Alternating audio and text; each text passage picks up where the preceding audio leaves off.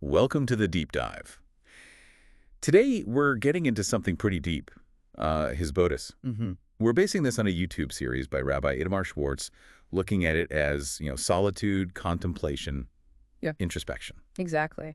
And for you listening, the idea is to really pull out the main points from Rabbi Schwartz's lessons. What's the core of this practice? But also, what are the potential challenges he points out? Yeah. We want to look at Hisbodedut not just as an activity, but more like a whole way of life. A framework. Right. And the difficulties in, keeping that going day to day, what trips people up. And the fact that there isn't just one kind of Hisbodedut. Good point. And what's the ultimate aim here? So it's all coming from that YouTube series, our goal. Make the key takeaways really clear, really relevant for you. So Rabbi Schwartz, he put these lessons out sort of bit by bit at first, right? Almost monthly. Yeah. But now that the whole series is out, he really stresses looking at it all together as a complete picture. He makes it clear this inner work, this building of life, as he puts it, it's not just fixing little problems here and there. No, it's continuous. He says even if you are focusing on one particular area, you've got to keep the big picture, the whole structure in mind. It's interesting how he described those early monthly lessons, not really as standalone practices for each month. Right, he called them tastes. More like getting you familiar with the style, the approach, not the full course. Which really points towards a long game, doesn't it? Absolutely. The ultimate aim, the way Rabbi Schwartz presents it, is building a lifelong practice, weaving Hisbodedut into how you actually live. Okay, so the series ends, people finish watching. And then you go back to your world, your routine. Yeah. And Rabbi Schwartz raises this big question. How do you actually maintain this practice, this focus, when there's so much else going on, so many other teachings, activities? It's a real challenge. It's like you can get really into something when you're immersed. Totally. Yeah. But then life pulls you back.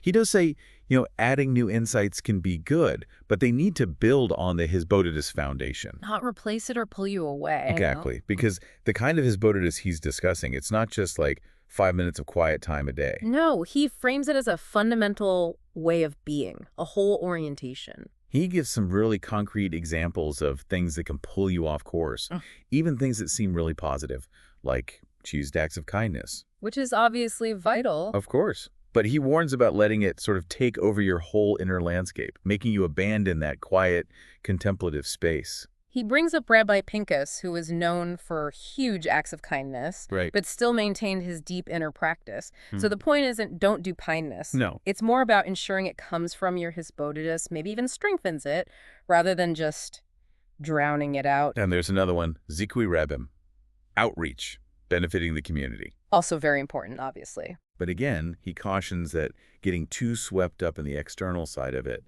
can dim that inner world. He says he's actually seen people lose their connection that way. Too much focus outward. It really paints a picture of this delicate balance, doesn't it, between engaging outwardly and nurturing inwardly? Yeah, it's almost like if your inner well runs dry, what do you really have to offer externally anyway in the long run? Makes sense. He also talks about something very modern, this constant drive for time optimization. Squeezing value out of every single second. Even for good deeds. Right, even for good things. But Rabbi Schwartz suggests this can create a kind of internal pressure cooker that really clashes with the quiet, settled nature of Hisbodedut. If you prioritize doing all the time over inner peace, you might lose the soul of the practice. That really makes you think about, well, our whole culture of busyness equals value. He's offering a counter-narrative there. Definitely. That real spiritual growth might need a different kind of time, more spacious. Reflect. Exactly. And then the practical stuff. Material worries, financial stress. Yeah, the realities. Sometimes that pushes people into jobs or commitments that, okay, maybe they're necessary, but they really shake that inner quiet that's needed for Hisbodedut. They disrupt the foundation. It's a tough one. It just shows how linked our outer lives and inner states are. The trick is navigating those pressures without sacrificing that inner space. And the last area he mentions is how can influence the people you hang out with, the stuff you read. Right. He says if you're constantly immersed in people or material that's very externally focused, very outward looking, it can pull you away from your own inner world gradually, almost without you noticing. It's often subtle, he says. A slow drift. It really speaks to how much our environment shapes us, where our attention goes. You need to be kind of intentional about what you let in. So, okay, let's say someone hears this and thinks, right, this path of Hitbodedut, I want to try this. Rabbi Schwartz really stresses. Then you need to look at everything else you're doing. Yeah, evaluate it all in relation to his bodhis. Yeah. It becomes the lens. The benchmark. Yeah. Exactly. I mean, obviously, things you have to do, obligations, those get done. But for the optional stuff, other spiritual practices, other commitments, The question becomes, does this support my Hitbodedut? Does it enhance it? Or does it actually pull me away? the aim is for all the other good things you do to actually feed into the Hitbodedut, not chip away at it. Mm-hmm. He basically says the test for any activity should be, is this aligned with a life centered on this practice? Does it support it? It really pushes for a very integrated way of living, doesn't it? Where things work together, not against each other. Yeah, it does. Now, another really key point Rabbi Schwartz makes is that Hitbodedut itself, it's a big word. It's broad. Like bread, he says. You've got sourdough, rye, they're all bread, but they're different. It's a great analogy. And it's important because the specific way he teaches it in the series, that's just one type, one approach within that bigger category. He mentions his approach draws heavily from thinkers like the Rambam, Rabbeinu Bachya ibn Pakada. Right, which gives it a very particular shape, a specific method for this inner work. And he even points out that how many people understand or practice Hitbodedut today might be quite different from what he's teaching. And that difference is where problems can start if you're not careful. He warns against mixing methods. Mashing things together. Yeah, especially without really truly understanding each one deeply. It can just lead to confusion, maybe even cause harm.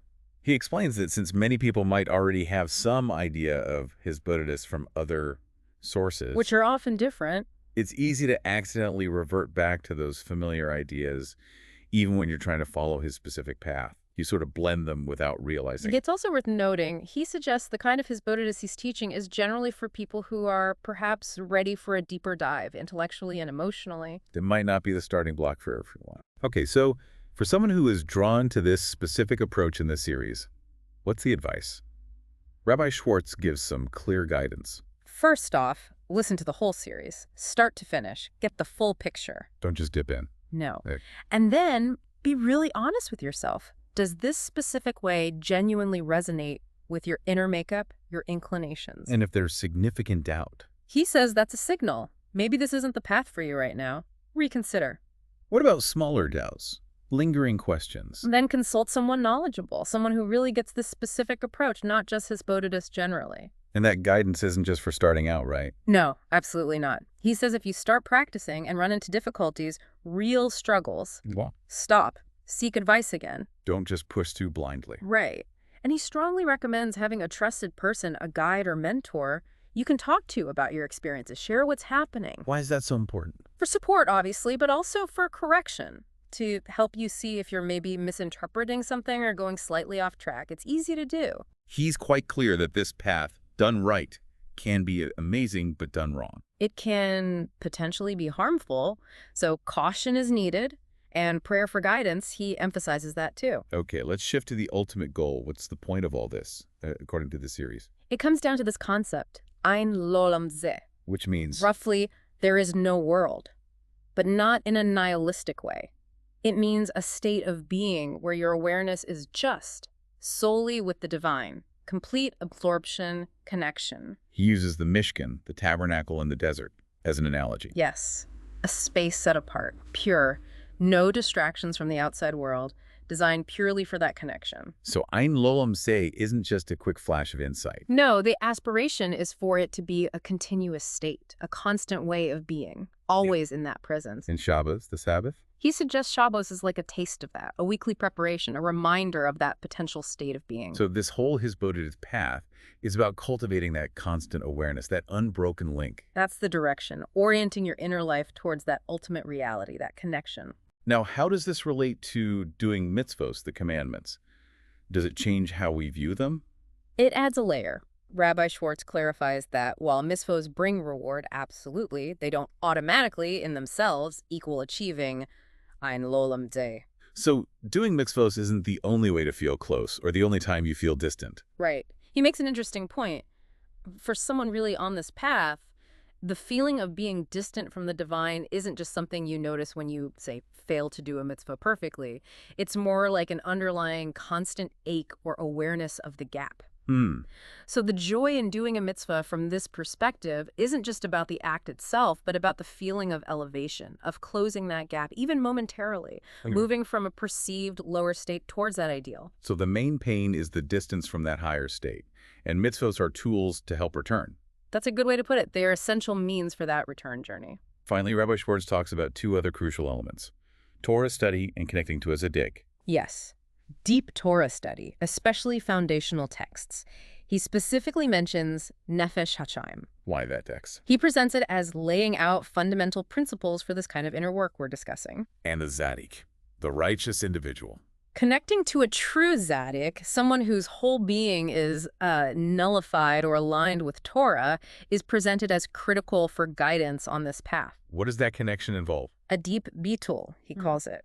A kind of surrender or alignment of your own will and understanding to the tzaddik's wisdom, trusting their guidance. Is that only for scholars? Interestingly, no. He says even someone without vast Torah knowledge can achieve this connection through deep faith, deep trust in the tzaddik, believing in their connection. He also draws a parallel between learning complex Torah topics like intricate legal discussions and learning the sugyos of inner work. It needs that same deep, systematic study. Exactly. It's not just about feeling. It's about understanding the principles, the structure, like those found in Nefesh HaShamayim. And it all circles back to that ultimate goal. Yes. Cultivating that constant awareness, that yearning for the divine, for Ein L'Olam Zeh, regular contemplation, study, practice it all, helps steer your life towards that.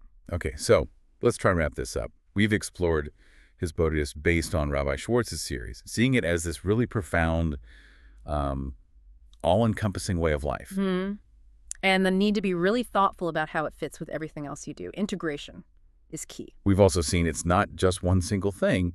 There are different approaches, and his is quite specific. Right, and the ultimate aim in this specific path is striving for that incredibly deep, constant connection with the divine, that state of Ein L'Olam Zeh.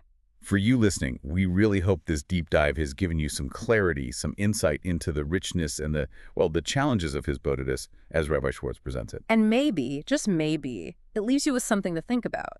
Consider for a moment, what's the underlying direction of your own life right now?